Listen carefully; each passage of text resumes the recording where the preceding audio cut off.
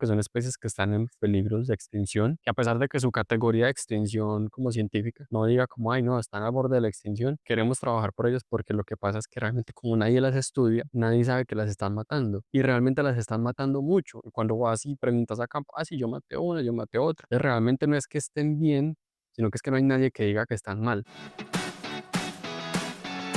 Hola, hola, ¿cómo estás? Este es el podcast Selvarte, yo soy Esteban Pérez. En este podcast vamos a hablar y compartir reflexiones, aprendizajes y muchas conversaciones que nos van a permitir ser más conscientes de nuestro papel en este planeta, cómo tener una relación más armónica con la naturaleza y cómo tener un bienestar integral al trabajarnos a nosotros mismos. En cada episodio nos vamos a sumergir en muchas temáticas como salud, relaciones, aprendizaje, hábitos de consumo, sostenibilidad, impactos ambientales y un par de cositas más. Gracias por escuchar y espero pueda aportar en tu propio camino. Vamos con el episodio de hoy.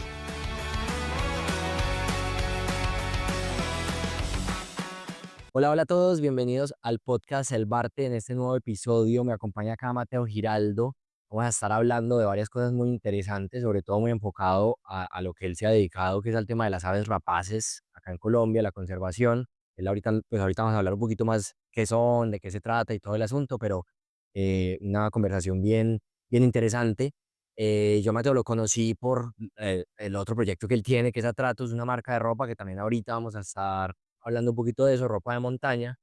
Y bueno, entre esas conversaciones que tuvimos, surgió la idea pues de grabar este episodio para difundir un poco más esta información y también ustedes saben que en el podcast hablamos de todos esos temas que nos ayudan a tener una vida más integral, más consciente, más armónica y conectada con la naturaleza y pues esto es pues como que compete directamente porque nos ayuda a estar conscientes de qué es lo que hay allá afuera y que muchas veces no nos damos cuenta. Hay muchas especies que no sabemos que tenemos o más que tenemos, porque no son nuestras, sino que están ahí en el territorio y que tienen pues vidas distintas y entonces eso hace parte también del proceso de tener una vida más consciente. Ya saben que si este episodio les gusta, le llama la atención, para que se suscriban al canal, se suscriban al podcast, le pongan las estrellitas, like, todas esas cosas. Ustedes ya saben cómo es el asunto, dejen sus comentarios, preguntas si tienen alguna. Y bueno, estaremos también ahí pendientes de todo lo que vaya surgiendo a partir de eso. Entonces vamos a darle el saludo a Mateo y con eso empezamos la conversación. Hola Mateo, ¿cómo estás? ¿Cómo estás, Esteban? Muchas gracias por la invitación. No, es con todo gusto, Mateo. Muchas gracias a vos por sacar el rato. Contanos un poco inicialmente quién es Mateo, como tu recorrido a nivel general y cómo llegaste pues a este proyecto de las aves rapaces y de Atratus pues a nivel general. Bueno, pueden ser historias muy largas, pero ahí las vamos desarmando. Yo soy Mateo Giraldo, soy biólogo formado acá en la ciudad de Medellín, paisa, director del proyecto Grandes Rapaces Colombia desde el año 2020 y desde el año 2021 también cofundador de Atratus, Implementos para el Mundo. Perfecto. Entonces, desde esos dos lados lo vamos a ir, pero nos vamos a enfocar un poquito más en el tema de las aves y de la conservación a nivel general, pero a nivel particular de este tipo de aves, que es como a lo que más le están metiendo ahorita y que de alguna manera ambos proyectos pues van de la mano en ese sentido. Entonces, primero contanos qué son las aves rapaces, o sea, porque aves, chuleado. Primordial. Ya aves rapaces de pronto no es tan claro para mucha gente. Entonces, las aves rapaces, ¿qué son? ¿Qué importancia tienen? Pues a nivel general, contanos, Listo. o si de pronto alguna persona ya ha visto una, sepa que ya la vio, porque puede que no sepa que ya ha visto una ave rapaz. No, no, importante tener claridad en eso. Bueno, las aves rapaces son básicamente una subdivisión del mundo de las aves, como cuando yo digo los colibríes, los picaflor, Sí, hay muchas especies y todos tienen las características, que vuelan muy rápido, que toman néctar. Bueno, las rapaces también tienen unas características. Esas características es que son animales que comen carne, que casi todos la cazan, algunos tal vez no, pero que tienen estructuras en su cuerpo que evolucionaron para alimentarse de carne y ser cazadores. Entonces ahí vamos a tener a cuatro grandes grupos, que son las águilas, los halcones, los búhos y los buitres. Esos cuatro son rapaces. Las águilas, como el águila pía, los halcones, como el halcón peregrino, los búhos, como el currucutú que tenemos en la cuadra de la casa, como súper común, y los buitres, como el gallinazo común. Esos cuatro son las aves rapaces. Esto puede variar según si uno quiere ser muy purista y sigue a otro autor, otro científico, pero a grosso modo, como en un consenso, esos 4 son las rapaces, básicamente. Vos hablabas ahí el tema de que comen carne, efectivamente, ahí que una la cazan, efectivamente, ahí nos damos cuenta, por ejemplo, los buitres, los gallinazos no son efectivamente los cazadores ahí.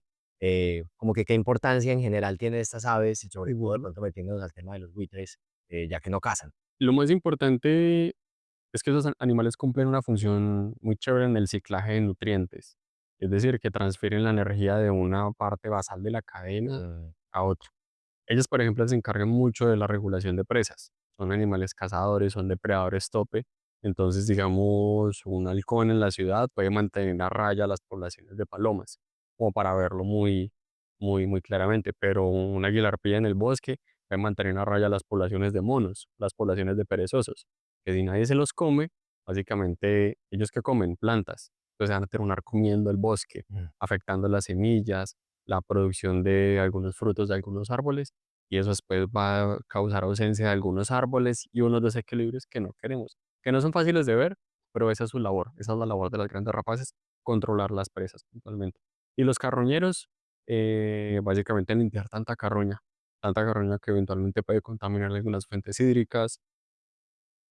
Digo contaminar para nosotros, pero pues la naturaleza, eso es lo más normal del mundo, pero ayudan, como te digo, al ciclaje de nutrientes, que esa carne muerta alguien le sirva, alguien la procese y luego se deposite en forma de nutrientes en otras partes. Qué interesante.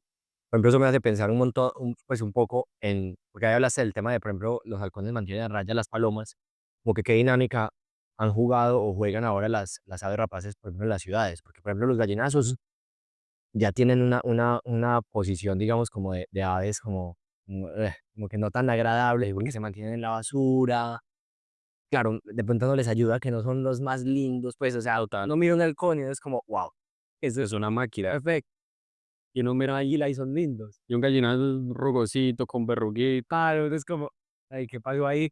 Entonces, claro, da como una visión como difícil, pero como que cuál es esa dinámica, porque uno ve, de pronto uno sí está atento, no ve águilas pequeñas en la ciudad, aunque en estos días que estábamos hablando, justamente yo pensé que algo que yo veía era un águila, en realidad resultó ser un halcón. Sí.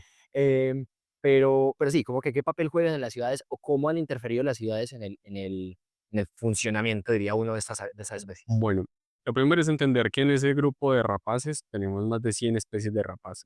Si sumamos los buitres, las águilas, los halcones y los búhos, en Colombia tenemos más de 100 especies. En esas más de 100 especies hay unas que son muy especializadas y muy dependientes de los bosques. Es decir, si no hay bosque, ellas no viven. Hay otras que lo toleran algo de intervención, que pueden encontrar potreros y pueden aprovecharse un poco de esas áreas intervenidas. Y hay otras que sencillamente les encanta la ciudad. ¿Como cuáles? Los gallinazos. Usted vas para un bosque profundo en la mitad del Amazonas y te pueden costar encontrar un gallinazo. Puede ser difícil.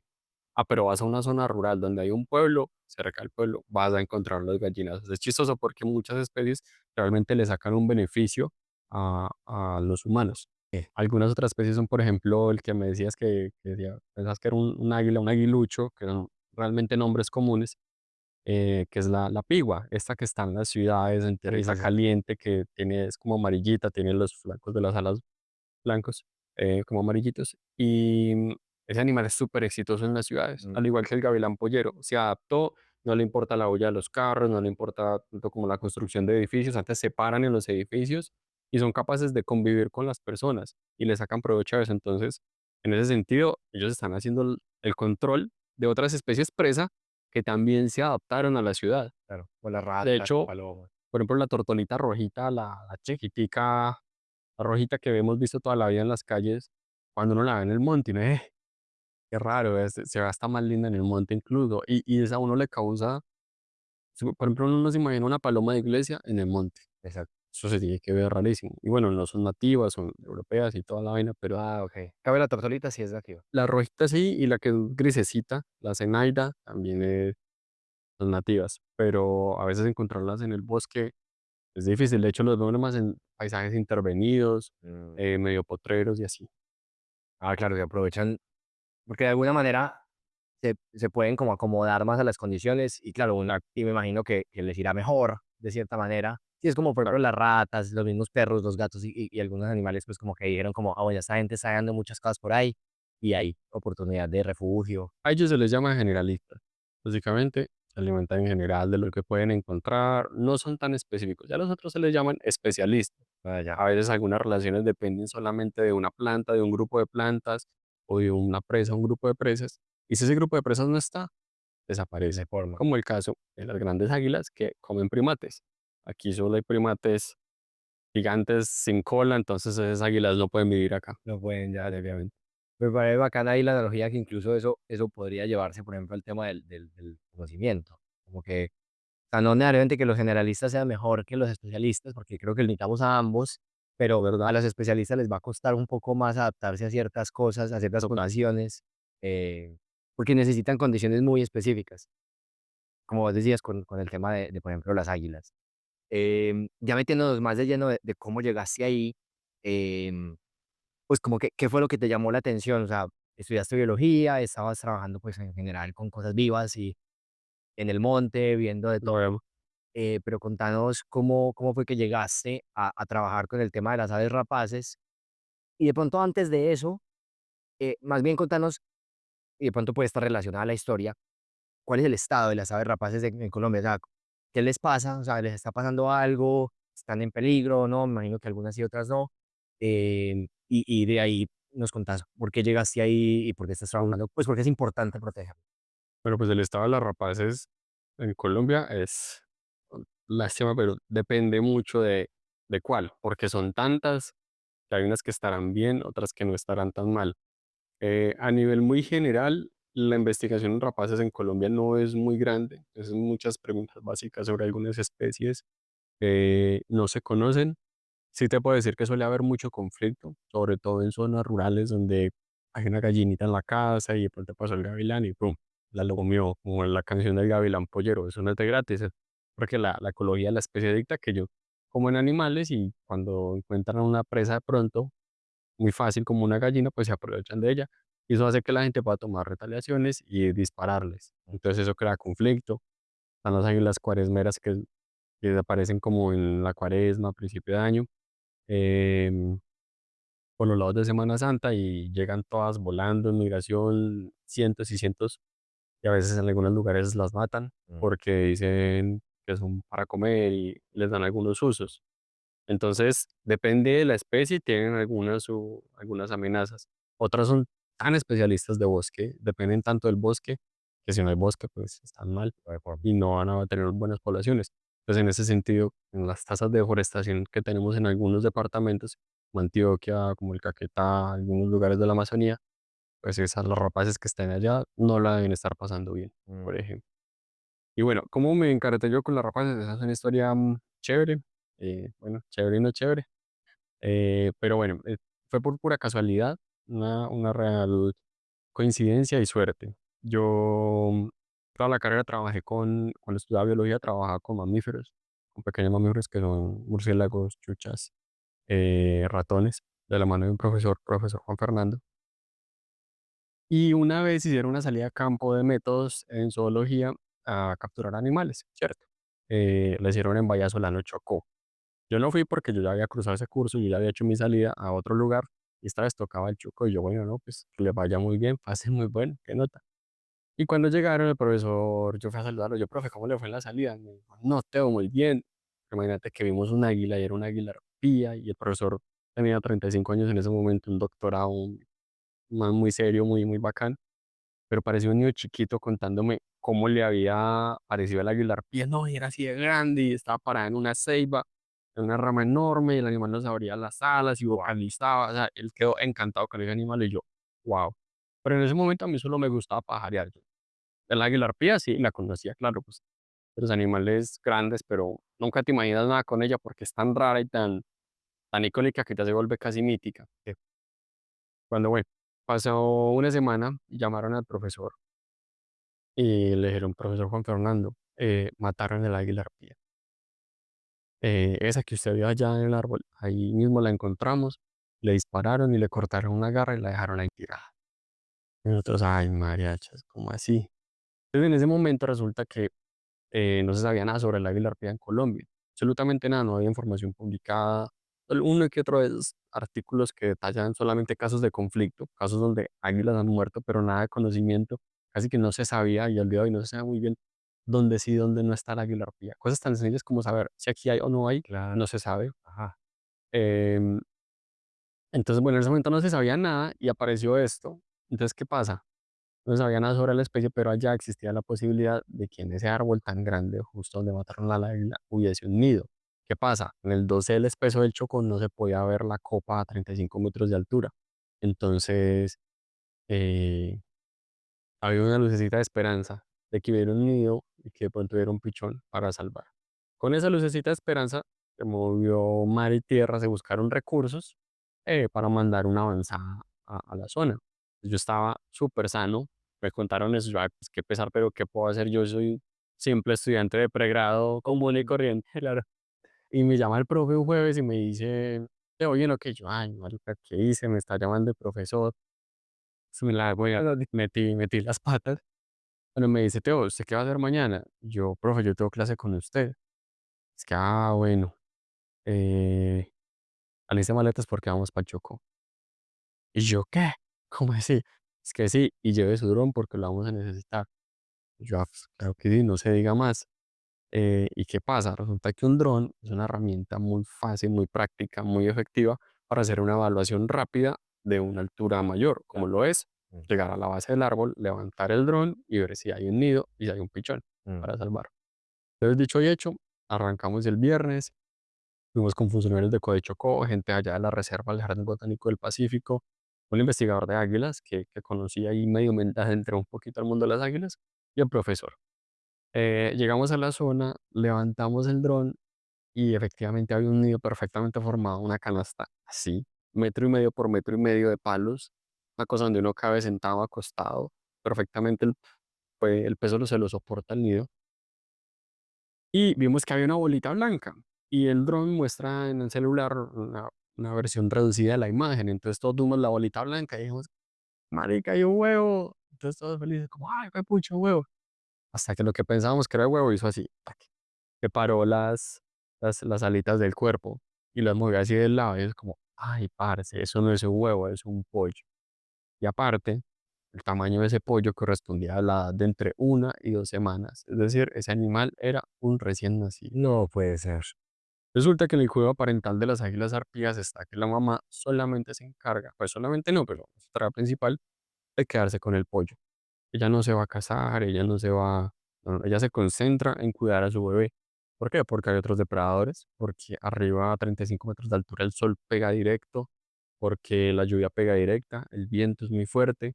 Entonces ella tiene que defender a su pollito chiquitico, un recién nacido que no se mueve bien, Mm, que no es capaz de correrse para la sombra de las maticas, no, no es capaz. claro. Ella tiene que cubrirlo. Ya, ya, ya. Entonces su función es proteger. Y el macho tiene la función de irse a cazar y traerle comida. Tiene que ser un super cazador, tiene que cazar para él, para la hembra y para el bebé. Mm, Entonces, en ese escenario, ese pollo estaba solito, porque el papá estaba buscando comida, quién sabe si se demora 1, 2, 3, 4, 5 días y se va a volver a ir, porque su naturaleza no es cuidar. Darse. Ah, Exacto. Y la mamá estaba muerta. Dios mío. Inmediatamente se llamó un escalador de Medellín que llegó el día sábado al mediodía, de una, vamos para el monte. Más intentó subir al árbol nido, pero lastimosamente no lo logró ese sábado. Al día domingo lo volvió a intentar porque es que trepar es algo realmente exigente, es difícil. Y cuando logró subir al nido, ya el pollito estaba muerto. Había fallecido, había llovido, entonces probablemente murió de frío, sumado a la debilidad pues de la falta de De alimento. comida, claro. Entonces eso fue muy triste, fue muy desgarrador, obviamente, y era la primera vez que yo veía una águila de esas. Lastimosamente fue una águila muerta. Primera vez que yo veía una águila arpía en mi vida, pero me acercó pues a ese animal de forma tremenda. En ese momento dejamos una cámara trampa en el nido ese domingo que el escalador subió y listo. El escalador se bajó, pues todo el mundo para su casa, muy triste, listo. Por análisis genéticos nos dimos cuenta de que el pollito era una hembra también. Mm, Entonces no se perdió una hembra, sino dos dos hembras. hembras. Ambos fueron depositados en la colección biológica de la Universidad de Afit. Y bueno, pasaron 3 meses, el escalador volvió a la zona, recogió la cámara y nos mostró los videos de la memoria, que se tiró un halcón. ¿Qué vimos en la, perdón, Que tiene que estar pendiente de sus es que no se sabe, uno no apaga el radar nunca. claro. Em, ¿Qué vimos en la memoria? Que el escalador llegó, puso la cámara el día domingo. Al día lunes, es decir, un día después, a las 8 de la mañana, llegó el macho. Y el macho llegó con comida, llegó con una chucha en las garras, una zarigüeya. Y ellos no tienen tantas expresiones faciales como los mamíferos. Ellos no pueden sonreír, hacer morisquetas o cosas así, como para demostrar emociones. Claro. Pero fue pucha, si yo les muestro esos videos, ustedes van a ver que esa águila llega con esa chucha en las patas, mira para los lados, mira para abajo, mira para arriba, se mueve, zapatea. El animal claramente está confundido y no entiende qué pasó, si es monógamo, si tiene una pareja águila para toda su vida y cría una vez cada 3 años y saca un solo brichón. Dios. Si este proceso apenas estaba comenzando, si es tan difícil, tan costoso energéticamente, ¿qué pasó? ¿Qué pasó que ahora Bueno, llegó a traer comida y ya no hay absolutamente nada? Se repite esa misma escena todo ese día hasta las 4 de la tarde y la verdad es muy triste. Y bueno, y eso se quedó así. Más nos partió el corazón. Por otro lado, nos alegró un poco de consuelo de saber que no habían matado a esa águila también, porque también esa es una de las preocupaciones cuando hay conflicto en alguna zona, que maten a las águilas y no saber, mataron a una, a las dos, pues por lo menos estaba vivo el macho. Pues bueno, eso fue en 2016. Estaba muy chiquito en esa época, ya se van a cumplir 10 años, hoy a 2025. Y bueno, yo seguí volviendo al jardín botánico, me enamoré de las águilas, yo, vamos a buscar, esas águilas de pronto tienen un nido alterno, mm, seguí aprendiendo, por ahí me enamoré de otras águilas grandes también, otras águilas grandes también, las del género Spizaetus, unas águilas copetonas muy lindas. Y cuando llegó la hora de hacer mi práctica universitaria en 2018, estaba buscando con mamíferos, porque mi tesis era con mamíferos. Hasta que hablé con una amiga, normal, una conversación normal en la universidad, y me dijo, mate, pero ¿por qué va a trabajar con mamíferos? Y a usted lo que le gustan son las águilas. Y aunque parezca muy obvio hoy en día, en ese momento, yo tenía, no sé, la mano acá al frente y no sé por qué no me quitaba para ver, darme cuenta de que lo que me gustaba muchísimo eran las águilas. No me arrepiento de mi tesis con mamíferos, aprendí muchísimo, me gustó poder tener ese conocimiento. eh, pero yo dije, pues claro, mi práctica por lo menos si la voy a hacer con águilas, listo. ujú, ¿Quién trabaja con águila arpía en Colombia? Busquemos. nadie. Nada, y escribí, pregunté, nada. Con alguna que otra águila sí, pero muy incipiente. Y yo, pucha. Y él le pregunté a un amigo, bueno, ¿y en el mundo quién hay? Me dijo, no, pues que me dijeron, está esta gente aquí en Ecuador, está esta gente en Panamá. Yo fui, obviamente, consulté con mi mamá y yo, mamá, ¿tendremos plata para eso? Nada, me dijo, sí, hágale, yo me meto en un préstamo, lo que sea. Entonces, gracias, mamá. Em, y yo escribí a los dos lugares.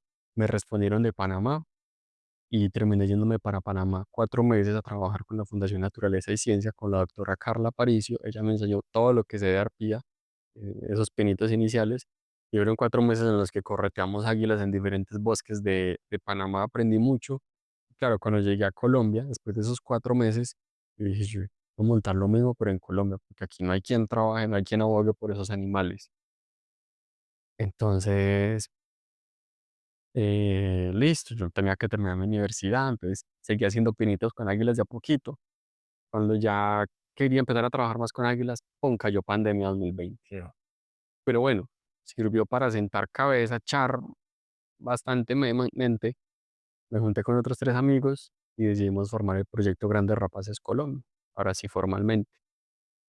Todo esto básicamente porque me habían matado un águila en 2016 y también algo que no conté es que en esa misma reserva apareció otro nido de otra águila a tan solo 500 metros, de un Espizaetus ornatus que le dicen águila crestada real.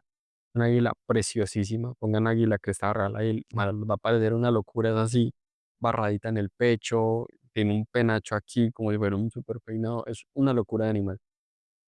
Y entonces dos de las águilas más increíbles del mundo estaban en la misma reserva, a tan solo 500 metros. Bueno, había un nido desocupado desde 2016, pero dijimos, pucha, esto puede ser interesante. Entonces solamente con eso formamos el proyecto Grandes Rapaces Colombia. En ese momento dijimos como, bueno, nos motiva mucho el águila arpía, pero mientras buscamos la arpía van a aparecer otras especies que también puede ser de interés. Claro. Ahí fue cuando metimos otras 6 especies de águilas. Mm, El género Spizaetus, el rey gallinazo y el águila solitaria, para no alargarme en nombre sí, sí, sí. científico. Y decidimos trabajar entonces por promover la conservación y la investigación de esas 7 especies de grandes rapaces en el país. Las escogimos a ellas puntualmente, primero porque son grandes, muy llamativas, son muy carismáticas, pero también porque son especies que están en peligros de extinción, que a pesar de que su categoría de extinción como científica no diga como, ay, no, están al borde de la extinción, queremos trabajar por ellas porque lo que pasa es que realmente como nadie las estudia, nadie sabe que las están matando. Y realmente las están matando mucho. Y cuando vas y preguntas a campo, ah, sí, yo maté una, yo maté otra. Y llegas a una vereda y preguntas y las están matando. Entonces, realmente no es que estén bien, sino que es que no hay nadie que diga que están mal. Claro, claro. Entonces dijimos, no, pues trabajemos con estas bichas. Listo. Nos liberaron de pandemia por allá en agosto, yo qué sé. Planteamos la primera salida para octubre de 2020. Ah, obviamente lo íbamos a hacer en Vallasolano, vamos a trepar esos nidos, a escalar, a poner cámaras, aprender de esas bichas. Las arpías tienen algo y es que pueden tener un nido alterno, les dijimos. Y habían visto durante esos 4 años de 2016 a 2020, habían visto juveniles en la zona, adultos en la zona. Entonces dijimos, pucha, tienen un nido alterno, ese macho que consiguió otra hembra de pronto, o no sabemos, pero hay una pareja de águila arpía anidando en la zona, vamos a buscar el nido. Entonces yo cogí las ciento y piola hectáreas del jardín, las dividí en una cuadrilla, yo dije, voy a revisar árbol por árbol. No sabía en lo que me estaba metiendo. Pero bueno, vamos a revisar árbol por árbol para encontrar el nido. Cuando llegamos allá al jardín, el primer día descargamos maletas, iba saliendo un alemán, creo, un gringo, de, del bosque con el guía y nos dice, hola, ustedes son los del águila arpía. Ah, bueno, vean que estaba allá en el árbol donde mataron al águila arpía en 2016. Allá hay un águila gigante parada. Nosotros, ¿qué? ¿Cómo así? No diga eso. Arrancamos de una pa'l monte, levantamos el dron y así de la nave por arte de magia había un nido gigantesco construido, había un huevo puesto y una hembra arpía al lado. Ah, de acuerdo. Entonces, todo el paquete completo. Pues nosotros vendimos ese proyecto para arrancarlo, se lo vendimos a los donantes, a las aerolíneas y hay buen paisa vendedor que vendía un hueco, pero vendimos eso como no teníamos nada, teníamos solamente las ganas y la ilusión de encontrar el animal. Y eso fue como necesario para ir y coincidir con el animal y llegar al momento exacto de su ciclo de anidación. Entonces, ¿qué fue lo chévere de esto? Que tuvimos gasolina para empezar, pero también nos dimos cuenta lo resilientes que son estas águilas, como el águila arpía, que después de 4 años el mismo macho encontró una nueva hembra y ahí anidó. Logró sacar su pollo desde 2020 hasta 2023, mediados de 2023 y le fue súper bien. Entonces, bueno, básicamente eso es como el inicio del proyecto Grandes Rapaces Colombia.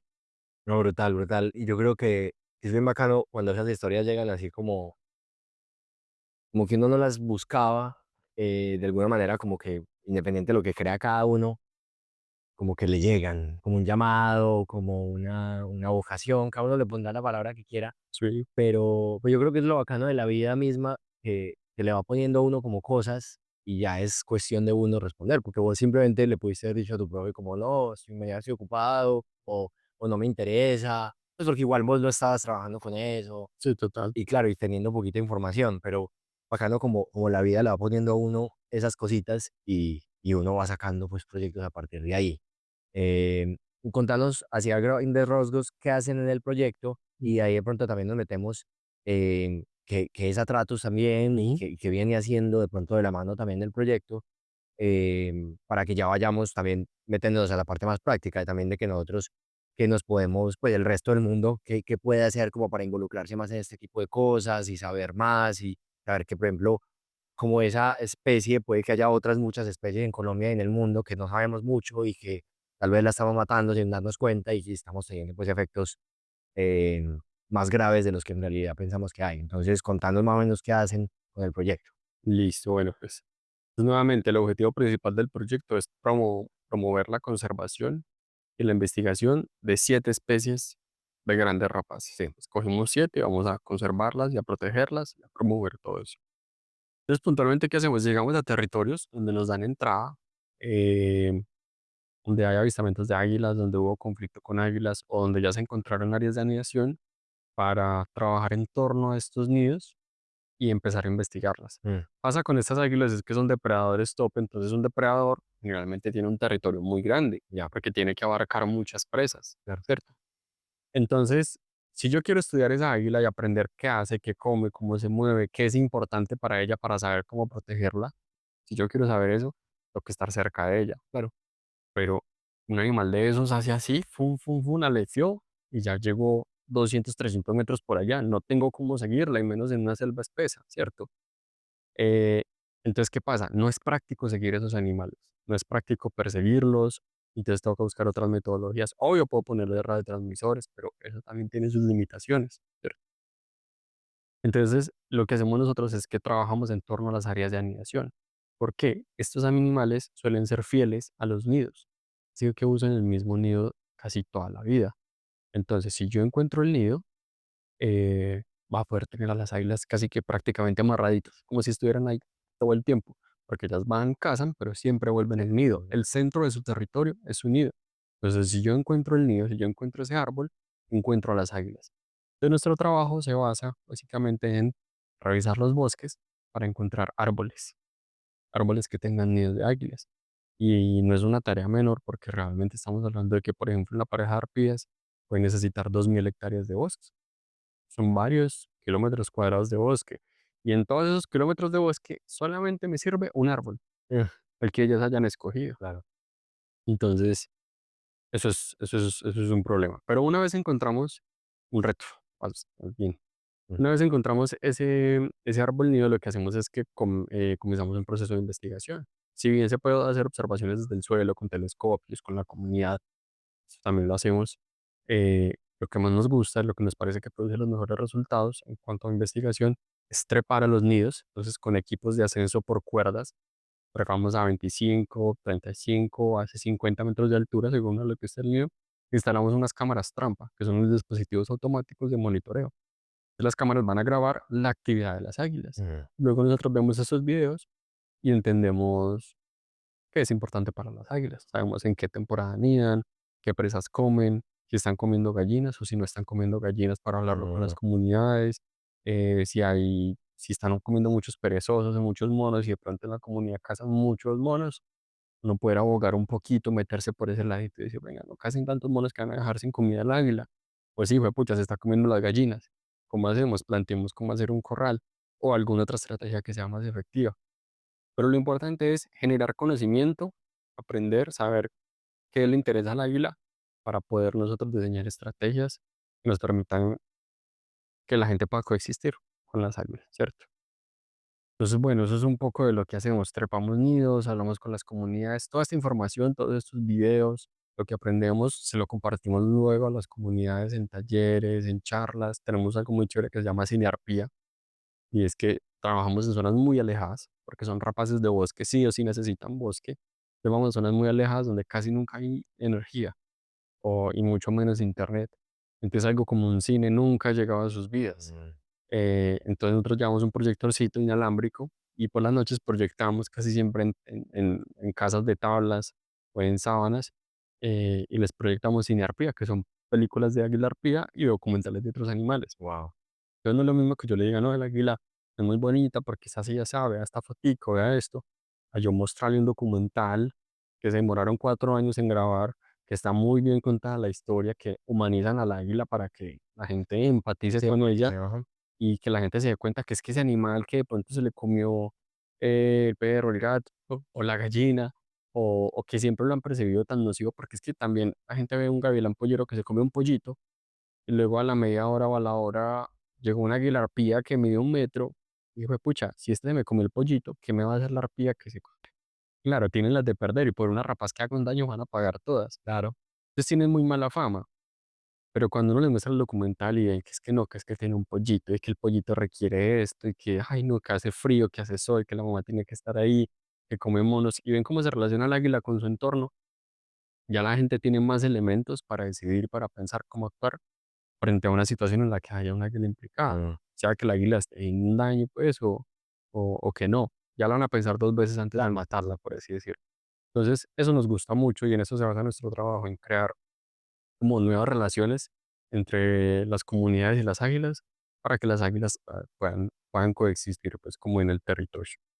Eso es a grandes rasgos lo que hacemos. Bueno, otros matices es que viven en zonas muy complejas, viven en tierra caliente, los dos tipos de temperatura. ¿Qué pasa? Para nadie es un secreto que cualquier zona en Colombia que no sea un centro urbano, y hasta hoy en día hasta en los centros urbanos, pero cualquier lugar alejado de una urbe está a merced del conflicto armado. Tiene algún grupo que lo controla, que ejerce presión sobre la población, sobre las actividades económicas. Y los lugares donde trabajamos son así. Por ejemplo, el Chocó, por ejemplo, los llanos hacia la Amazonía, la Sierra de la Macarena, por ejemplo, el Parque Nacional Natural Paramillo, o por ejemplo, donde ahora estamos trabajando con mayor fuerza, que es el norte de Antioquia, el intermedio entre el Bajo Cauca y el Magdalena Medio, una zona que tiene presencia de guerrillas, tanto del ELN como de las, las disidencias de las FARC, como paramilitares. Ellos se disputan el territorio y uno está en medio, llegando a meterse donde no se mete ningún otro investigador, a meterse con unos binóculos, con una cámara, a pedirles que le dejen volar dron por encima de los cultivos de coca o por encima de las zonas donde ellos están haciendo control. Y claro, te recuerdo que la tarea es recorrer 2000 hectáreas de bosque para encontrar un solo árbol, claro. una ceiba donde está Sí. anidando el águila. Ujú. Entonces hacer eso a pie suele ser muy duro, entonces uno se apoya obviamente en la tecnología y si no cuenta con eso, pues es bien complejo. Sí, claro. Fuera de eso, estás llegando a un territorio donde la gente depende de la coca, depende de la minería, de la sacada de madera, de las rutas de narcotráfico, y muchas veces por esa misma condición no son malas personas, pero no están en condición de dar información o de hablar con un extraño. Entonces, claro, muchas veces saben dónde están los nidos, Pero no, porque viven ahí, porque me han visto toda la vida el águila cargar ramas o lo que sea, presas, pero no te van a dar la información porque muchas veces prefieren mantenerse al margen o no participar de los procesos. Entonces, esa es una gran problemática. es verdad, sí, claro. En muchos lugares, de hecho, contamos, pues, siempre contamos con el apoyo no, el apoyo no, el permiso de estos grupos para entrar, pero tratamos de mantenernos pues como al margen y muy del lado de la comunidad, siempre construyendo como relaciones Claro. como con la comunidad, la forma correcta de hacer las cosas, pero esa es una de las problemáticas. Em, Dejémoslo ahí. No, sí, muy interesante porque también es muy bacano y sobre todo en el podcast trato de hablar de como de meter mucho eso que, pues, como de no separar tanto, que a veces separamos mucho los humanos de las aves, de la naturaleza en sí misma.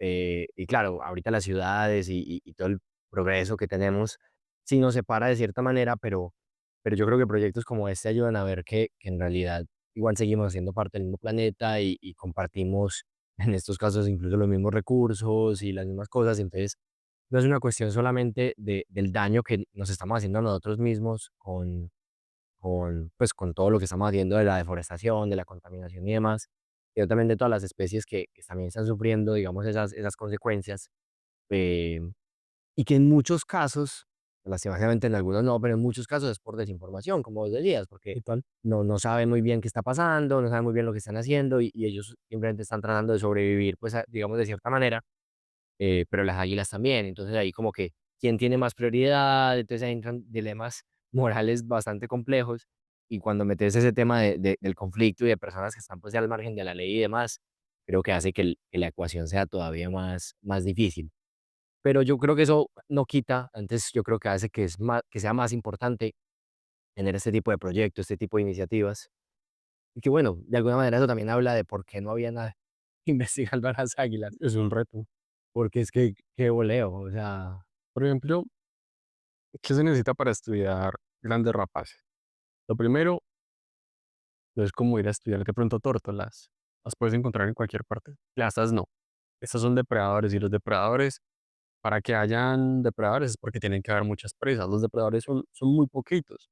Entonces, de por sí estás contando con densidades poblacionales bajitas, es decir, claro, proporcionalmente son poquitas. sí, Ahora, viven muy lejos. en zonas muy boscosas donde generalmente no hay buenas carreteras, si es que hay carreteras, si es que hay, claro. Generalmente no hay caminos, eh, pero son zonas de difícil acceso, son zonas con condiciones climáticas agrestes, mucho sol, mucha lluvia, eh, muchos mosquitos que te pueden hacer daño, ¿cierto? Son zonas de peligro. Y luego está el control, pues, de los grupos armados que restringe mucho la accesibilidad y la seguridad en las zonas, el libre movimiento y desarrollo de los proyectos. Aparte de eso, cuando logras encontrar un área, bueno, luego llegaste a la zona, ahora vas a encontrar a las águilas, tienes que moverte en el territorio. Generalmente pasan meses hasta que logramos encontrar un nido.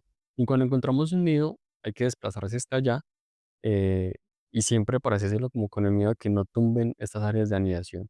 Mm. ¿Qué pasa? Algo de que de pronto no hemos mencionado. Estas águilas, al tener nidos tan grandes, tan pesados, son nidos que pueden llegar a pesar 100, 200 kilos. Hijo. Entonces, pero en el caso de la arpía, por lo menos, Ajá. y estos nidos no los soporta cualquier árbol. En Claro. este caso, lo soporta casi siempre una ceiba. La ceiba es un árbol gigantesco, muy famoso, y común, pero las ceibas pueden llegar a medir 50, 60 metros, alcanzar unos portes enormes que les permiten en su centro, en su base, arriba, mantener un nido de este tamaño. Las ceibas entonces no son tan fáciles no son tan abundantes, No, no. son un recurso más bien limitado en el bosque, entonces uno lo que hace es que le pregunta a la comunidad dónde están las ceibas. La jaiba. Entonces uno realmente no busca águilas, sino que uno va casi siempre es a buscar ceibas y revisa ceiba por ceiba hasta que encuentra el nido. Ya. Luego de que hiciste ese trabajo con la comunidad, de que sorteaste los problemas del territorio y llegaste al nido, ahora, ¿cómo vas a investigar el nido? ¿Desde el suelo, con alguien allá parado todos los días, o a tener la capacidad de trepar? Nosotros, afortunadamente, lo tenemos, pero entonces hay una limitante: acceder a los equipos de trepa. Son equipos costosos. Y lo otro es la Habilidad. capacitación, la habilidad propiamente de trepar. Sí, claro. No todos los investigadores están dispuestos a poner su vida en riesgo, a subir 25, 35, 50 metros para poner las cámaras trampa, que luego las cámaras no funcionen. Vamos, nos ha Wow. pasado muchas veces, que graben una semana, que graben un día y llegaste a los 4 o 5 meses muy contento de ver qué había pasado y solo te Pero quedaste sin saber qué pasó, encontraste el plumero, ya no encontraste nido. Pues dijiste, bueno, no, por lo menos la cámara grabó y me va a decir qué pasó. Y no. no, sí, claro. Entonces, Ujú. hay limitaciones para eso, para trabajar con las especies y para trabajar con algunas águilas como la arpía. Es que, por ejemplo, estamos tratando con este animal que depende de estos árboles gigantescos. Mm. Estos árboles gigantescos son los que dan la mejor madera, que son los que suelen tumbar de primeros. Si bien la ceiba no es tan maderable, algunos otros árboles que se usan como nido y son muy maderables. Entonces, claro, son los más grandes los que dan los mejores tablones, donde tumbas uno de estos árboles, obtienes una mayor rentabilidad. Esos son los que van a sacar primero. Fuera de eso, la arpía, por ejemplo, se demora 3 años para sacar un solo pichón. Mm. Es decir, eh, 3 años, ellas ponen el huevo se demora 2 meses incubándose, eh, luego el pollo aprende a volar a los 4 o 5 meses, luego de eso pasa casi 2 años en el área de anidación y ya sabe volar, pero vuelve al nido porque los papás son los que le dan la comida, Ya. y van a pasar 2 años de desarrollo cognitivo, desarrollo de habilidades, hasta que ese animal por fin se independice, 2 años y medio a 3 para sacar un solo pollo si todo sale bien, Hijo de madre. si nadie le dispara, si un mono no se lo come, si no lo ataca otra águila, si no la mata un aguacero, si no Eso pasan un montón de cosas. Entonces, cada 3 años solamente tenés un águila. Y contame, cada 3 años, cuántas cosas horribles no ve uno en cuanto a degradación de la biodiversidad, cuánto bosque no se tumba en 3 años, cuántas águilas no se matan en 3 años. Todos los meses nos llegan fotos de águilas muertas en alguna parte de Colombia. Entonces, eso es un animal que realmente tiene muchas cosas en contra, mm. porque necesita muchísimo bosque en buen estado de conservación, que la gente no le dispare, no tumbe ese bosque, y mucha suerte, pues, para salir adelante Sí, realmente, claro. y tiempo. Y no, tiempo. Y que y eso me parece bacano. En estos días estaba leyendo un libro sobre árboles. Es que ahí es la cuestión de que nosotros tenemos una visión del tiempo muy, muy distinta a lo que funciona en la naturaleza. O sea, por ejemplo, para esos, pues obviamente 3 años es bastante, pero claro, para esas águilas la visión del tiempo debe ser distinta. O sea, porque como que ven como 3 años como todo ese proceso necesario digamos como que como toda esa inversión de recursos que está ahí, pero como que a escala yo creo que debe ser muy distinta. Vos, por ejemplo, los árboles, hay muchos árboles que yo estaba leyendo como a los 100 años apenas son joven, apenas están entrando como en la pubertad, por decirlo así, o en la. Es muy relativo, total. Entonces, como que esa visión del tiempo es bien compleja en la naturaleza y creo que nos enseñan bastante del tema de la paciencia, del tema de cómo estamos invertidos haciendo las cosas y de saber cuál es nuestro papel, digamos, por ejemplo, ellas saben cuál es su papel en la naturaleza, pues si bien no lo racionalizan como que, ay, yo estoy impidiendo que los monos se sobrereproduzcan, algo por el estilo, pero de alguna manera su papel está claro. Ya como para que vayamos cerrando y vayamos como englobando todo lo que venimos hablando, em, ¿qué viene siendo Atratus y cómo entra a jugar este juego?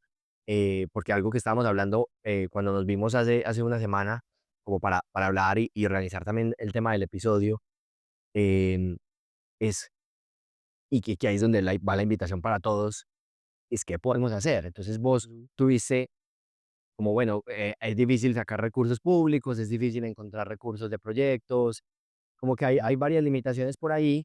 Entonces, ¿qué puedo hacer yo como un biólogo, como alguien apasionado por las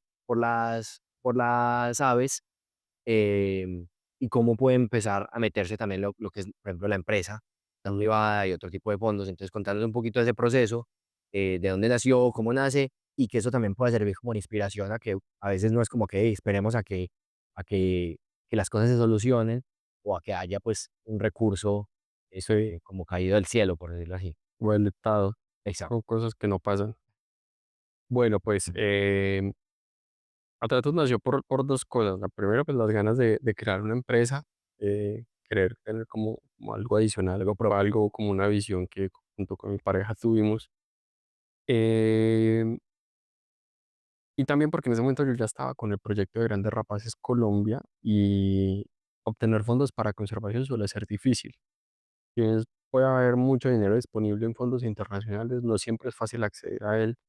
eh, Suelen ser muy competidos estos fondos, tienen requerimientos y bueno, y son fondos, son donaciones que hoy las tienes, mañana no, que te financian a 2 años y luego esta donación acaba y siempre está esa incertidumbre, ese miedo, ese tener que estar dedicado a estar escribiendo proyectos. Hay gente que es muy buena, tal vez en mi punto yo no soy tan bueno, no seré el mejor escribiendo proyectos para obtener financiación, pero pues sí me di cuenta de eso, de que es un talón de Aquiles para todas las instituciones, obtener recursos. Y siempre he sido muy de la visión de que la empresa privada debería aportar. ¿Por qué? Porque Estamos de básicamente uno no vive solo en este mundo, las cosas no caen del cielo. eh, entonces, y la comida, por ejemplo, no sale de los supermercados. acuerdo. Todo tiene un costo ambiental, todo salió de algún lugar.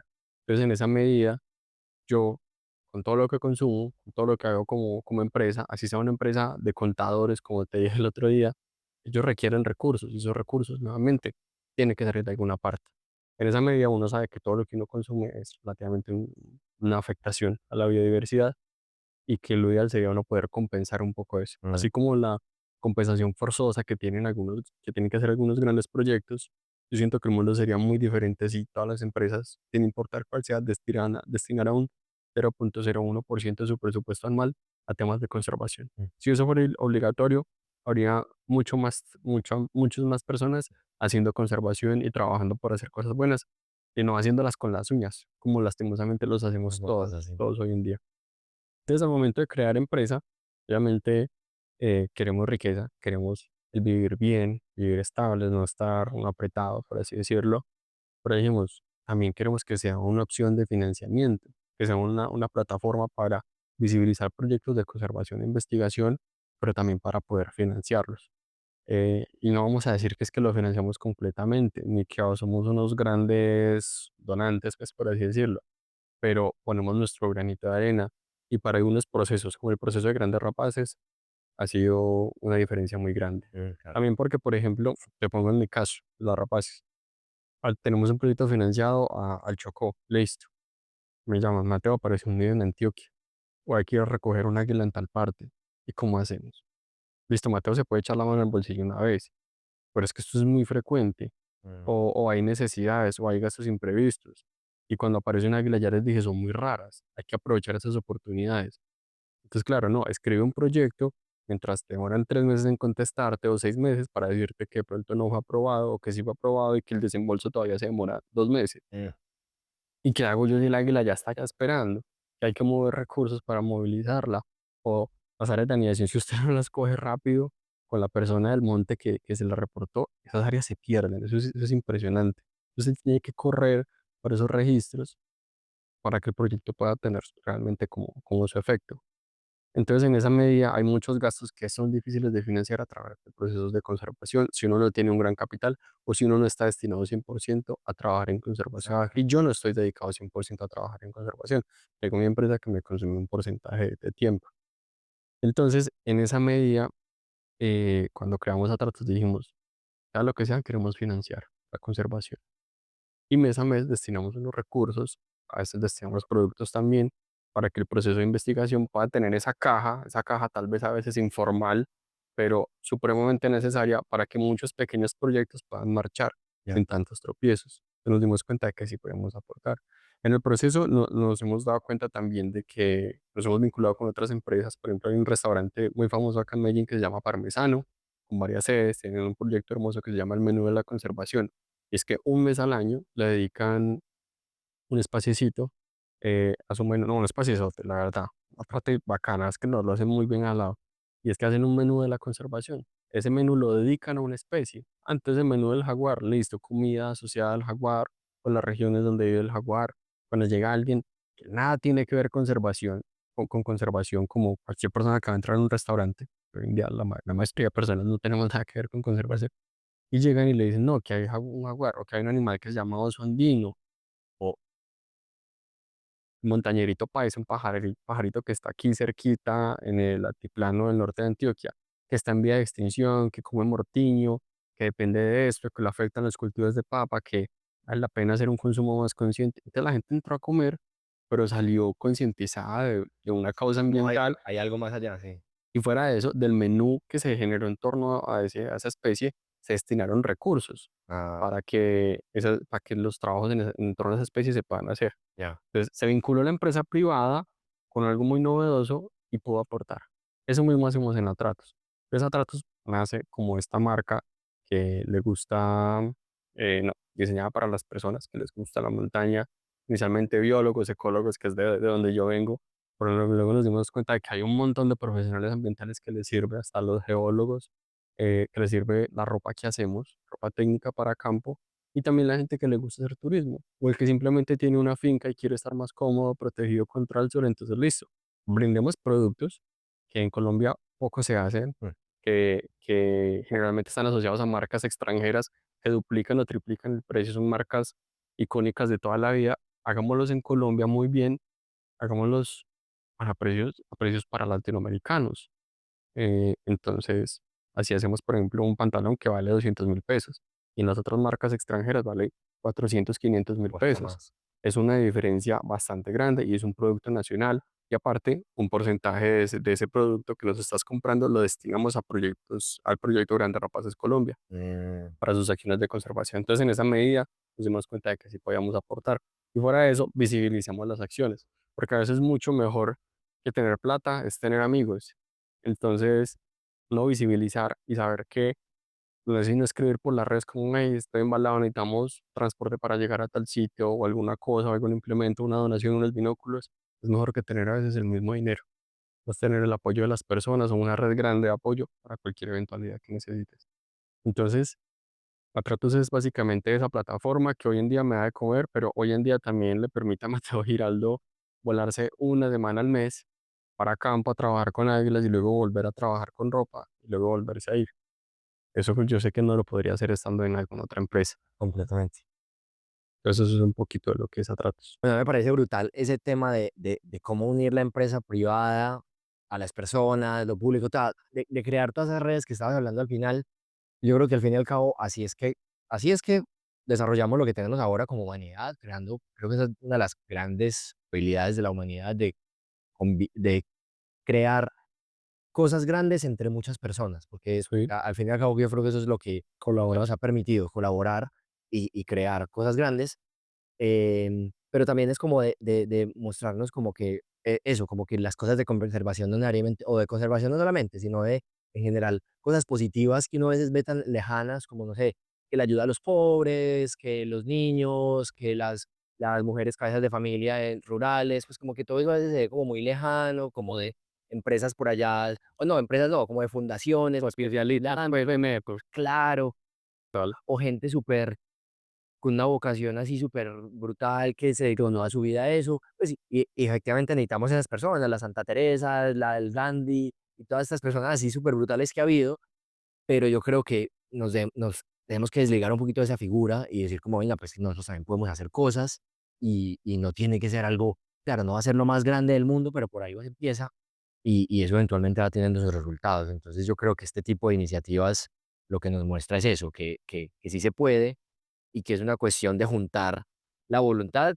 también con la pasión y con lo que uno le gusta y lo que uno le mueve, porque por ejemplo creo que es muy visible eso el tema de la historia del águila que matan y demás, eh, pero además con algo con lo que por ejemplo en este caso vos te has sentido como llamado, como venga, yo lo leí en estos días un libro como que es esa frase que han dicho mucho, como: "Y si no soy yo, ¿quién?".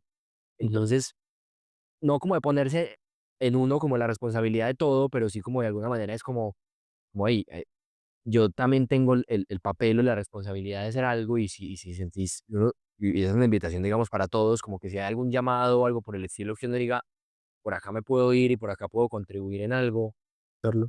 hacerlo, sí. Y yo creo que es eso, creo que esa es una de las enseñanzas grandes que nos deja pues como todo este proceso. No sé, Teo, si de pronto hay algo más que te gustaría como agregar a eso, sobre todo pensando en las acciones que puede tomar alguien, digamos, como de pronto que se esté cuestionando, como que de alguna manera vos le puedas dar como ese mensaje, como que pueda servir para eso. Es chistoso porque, pues, que tal vez puede sonar como muy frase motivacional de cajón, pero la verdad es que sí todo el mundo sí puede hacer algo. Y es chistoso porque uno en conservación encuentra un montón de gente, dueños de reservas, que me dicen: "No, pues esos son los locos, los que no, ¿y qué estudiaste?". No, yo era, ya si escuchas esto ya lo vas a yo era maquilladora. Mm, Eh, y encuentras así un montón de gente que realmente viene de otras profesiones, que se aburrieron de su vida, porque algún día pensaron: "Ve, yo puedo aportar", vamos a ver, y decidieron hacerlo y se dieron cuenta que podían. Muchas personas así, o muchas personas con capacidad, con poder adquisitivo, por ejemplo, el tema de los ganaderos, mm, que están tan satanizados, y es un tema más largo, pero son de esos que siempre se consideran enemigos y realmente pueden ser un super aliado. Y es que si no cuentas con ellos, entonces, ¿qué vas a hacer? Las vacas no van a desaparecer. Puedes llorar y patalear, pero las vacas no van a desaparecer. Es mejor lo trabajar que decís. de una vez con ellos, buscar mejores formas de hacer las cosas, eh, que a veces pelear contra ellos mismos. O sea, hay muy buenas ideas, buenas cosas se logran de la mano trabajando junto con las personas. Entonces, la demora es empezar realmente. Todo el mundo puede tener un efecto, y si lo ve uno en la gente de la ciudad que a veces se vincula a sus procesos, lo veo yo cuando voy a campo, por ejemplo, y campesinos que han tumbado monte toda la vida, con lo que uno les cuenta, se cuestionan, deciden cambiar un poco sus prácticas. Y con esto solo quiero decirles, pues, que se puede, Mm, que realmente no es imposible intentar hacer las cosas bien por una causa. mm, La causa que le apasione, realmente hay muchos sectores buscando ayuda. No tiene que ser cosas ambientales.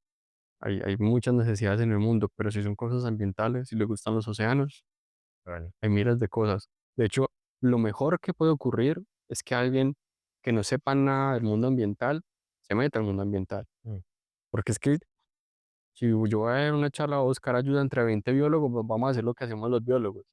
Pero es que el problema es, nosotros somos todos, somos el mundo, y los biólogos no lo podemos hacer todo. mm, Es muy bacano cuando uno se junta, por ejemplo, con un ingeniero y tiene ideas o un economista que traen ideas diferentes, súper disruptivas, que uno dice: "Pucha, yo no sé nada de eso, piensa eso. pero esto puede funcionar porque este man conoce el mercado, y finalmente yo quiero impactar el mercado, pero yo solo hace la parte científica o la Claro. parte ambiental. Entonces realmente todo el mundo puede aportar formas de vincularse. Hoy en día con las redes empieza a seguir proyectos hasta que encuentre alguien que le llame la atención, busquen voluntariados, eso le cambia la vida a uno o inicien sus propios procesos. Pues a mí me tocó salir de Colombia para ir a aprender un poquitico y convertirme casi que en una semillita sobre la águila arpía y vine acá a Colombia ya a implementarla y trato de ir dejando semillitas en cada territorio donde voy. Creo que lo he logrado, pero creo que aún falta muchísimo más, muchísimo. Bacanísimo ese Mateo, y yo creo que eso deja pues como muchas puertas abiertas efectivamente para seguirlo haciendo, y que yo creo y yo estoy convencido de que una vida integrada, una vida consciente, pues pasa, claro, por tener buena salud, por cuidarse uno mismo, por tener buenos pensamientos, educarse, aprender, tener buenas relaciones, pero también está, y creo que eso es fundamental, en qué voy a dejar en este mundo, qué voy a hacer por el planeta, por la naturaleza o por otras personas. Y Por lo creo que que, claro, por los demás, si no estoy incluyendo eso eh, en la vida, yo creo que de alguna manera algo está haciendo falta. Entonces, bacano tener eso ahí como conclusión.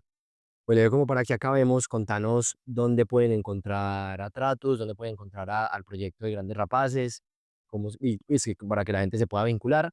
Ya nos contas eso y ya finalmente te hago tres preguntitas y le hago a todos los invitados como finales, así como breves, y con eso terminamos por hoy. hizo no. Al Proyecto Grandes Rapaces Colombia, ponen en internet Proyecto Grandes Rapaces Colombia, ahí les van a salir probablemente publicaciones. Nuestro Instagram es como el lugar donde más información tenemos acumulada. Ahí nos pueden encontrar, ahí están nuestros canales de contacto, nuestro correo, por ahí. Y Atratus, ponen así, Atratus en Google y ahí les salimos. O en Google Maps, tenemos tienda en Envigado, también nos pueden encontrar ahí, que es como nuestro punto físico. Ah, perfecto.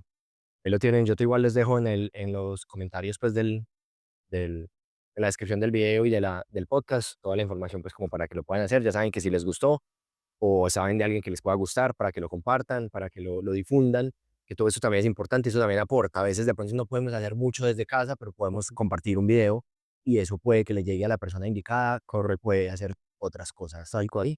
Y también la ropa, recomendadísima, a los que les gusta la montaña, para que también se animen por ese lado. Bueno, Teo, entonces como para que terminar, unas preguntitas que le hago a todos. Entonces, inicialmente es, ¿qué haces vos o qué tratas de hacer vos todos los días o la mayoría de días para cuidar de vos mismo? Eh, Así no se logre full, que es una idea Perfecto, fuerte, no siempre. recordarme que tratar de recordarme que lo que estoy haciendo sí es suficiente, porque uno es su peor verdugo. Pues yo, particularmente en mi caso, pues les cuento, yo digo, no estaba subiendo lo suficiente por el proyecto. Y llega un mamado a las 8 o 9 de la noche a la casa, cansadísimo, con ganas de dormir, y digo, ay, lo escribí esta propuesta, o no le hablé a este donante, o no le hablé a este campesino que me dijo de esta águila, y eso, ¿no? Entonces, y se hace uno mucho, durante el día yo hago ropa, pero también voy respondiendo un montón de cosas y trato de cumplir con todo, pero uno es su propio verdugo, entonces trato de recordarme que sí estoy haciendo cosas Mm. importantes y que en el largo plazo se ven. Qué fundamental eso, como sobre todo el tema mental de sí, ayudarse pues como a ver cómo el proceso se va llevando. Lo otro es, ¿qué pensás que podemos hacer como sociedad para tener una mejor relación con la naturaleza? Yo creo que ser más sensibles a temas ambientales, actualmente, bueno, hasta con las otras personas, pero principalmente hacia los temas ambientales, que antes tal vez por falta de conocimiento, digamos hace 40 años, tumbar un bosque no estaba para nada mal. Algunas de esas ideas hoy en día persisten, no, muchas de esas ideas hoy en día persisten, pero ahora somos mucho más las personas que hemos encontrado que no o nos hemos dado cuenta por la ciencia y todo de que hay cosas que tal vez no están bien, que son errores que se han cometido históricamente y que hoy en día se pueden lograr, pero todos estos cambios parten de la sensibilidad. Si bien las políticas públicas al final son lo que probablemente ayuden a que se den muchos cambios a nivel ambiental, realmente la sensibilidad de las personas es lo que va a lograr ese cambio de conciencia a nivel de comunidad Que es como y de país. perfecto. Y finalmente, como una frase, como de cómo vivir mejor a las siguientes generaciones, a los niños y a los bebés de ahora? Em, que no descuiden con la conexión con la naturaleza, que uno está muy, muy alejado de la naturaleza, sobre todo las personas que vivimos en la ciudad. Cuánta gente nunca sale de acá o sale de aquí, pero es para ir a la costa y ya, o para ir a una finca, pero pues a rumbear y ya, por ejemplo, que cuando la gente se hace más viejita, quiere decir es que a la finca, que quiere ir al campo, que quiere tranquilidad, que quiere naturaleza, y esto no es de gratis, eso es porque muy adentro en el inconsciente realmente te está pidiendo el cuerpo o la mente que tengas ese espaciecito natural que te hace bien, o qué tan chévere es ir a caminar cada 15 20 días a algún espacio natural. Eso, que no me gustan los bichos, bueno, habrán diferentes niveles, Sí, pero la conexión con la naturaleza va muy de la mano con la sensibilidad. Estar tan alejados nos hace muy insensibles a muchos temas ambientales y que realmente no nos importen. Pero al final vivimos de la naturaleza, las cosas no salen del supermercado, eh, y necesitamos que todo esté bien para que nosotros estemos bien. Entonces, de acuerdo. no voy a conectarnos. Sí, sí, sí. No, bacanísimo eso. Entonces ahí los dejamos con eso para que lo sigan pensando, llevando a conversaciones con otras personas, para que conversemos de temas más importantes y podamos generar cambios. Gracias por escuchar hasta acá y nos escuchamos en el próximo episodio del podcast del bar. Chao, chao. Que estén bien. Chao. Nuevamente muchas gracias por escuchar y haber llegado hasta acá. De verdad espero que alguna inquietud o reflexión te haya generado y te invito a que lo hables con alguien más, porque cada vez necesitamos más conversaciones sobre estos temas relevantes, incómodos y profundos, y eso puede empezar por ti. Si te gustó, dale seguir para estar pendiente de los nuevos episodios y compártelo con tus amigos y familia. Nos escuchamos la otra semana.